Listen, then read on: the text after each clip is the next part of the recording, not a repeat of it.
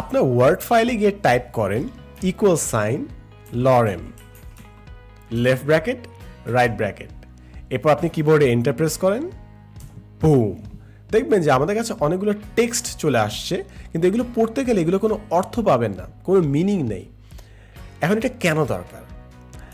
আমি মনে করেন এই টেক্সটটাই পুরোটা কপি করে কয়েকবার পেস্ট করলাম, তাহলে আমাদের কাছে অনেকগুলো পৃষ্ঠা অনেকগুলো টেক্সট চলে আসলো। এখন এই ধরনের মক টেক্সট কিন্তু অনেক সময় কাজে লাগে। মনে করেন আপনাকে ক্যালিগ্রাফি ফন্ট 14 নম্বর সাইজে 1000 ওয়ার্ড লিখতে হবে, 1000 ওয়ার্ড প্রিন্ট করতে কত পৃষ্ঠা লাগবে?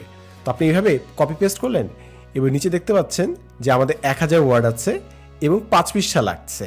তো এভাবে অনেক সময় বোঝার জন্য যে আপনার টেক্সটটা কত পৃষ্ঠা হচ্ছে, কারণ অনেক সময় পৃষ্ঠা সীমিত থাকে, তো এই ক্ষেত্রে আপনার কত টেক্সট কত দূর যাবে সেটা বোঝার জন্য এই ধরনের মক টেক্সট কাজে লাগে। আবার অনেক সময় আমাদেরকে ডিজাইন বসাতে হয়, কিন্তু হয়তো বা লেখাটা আমাদের কাছে আসে না, সো তখন আমরা একটা ডিজাইন তৈরি করি এবং এই টেক্সটের জায়গায় এই ধরনের মক টেক্সটটা রেখে দিই, তারপর ডিজাইনটা এর আশপাশে তৈরি করি। আসল যখন টেক্সটটা কিংবা কপিটা আমাদের কাছে চলে আসে, এই টেক্সটটা রিপ্লেস করে আমরা মূল কপিটা বসিয়ে দিই।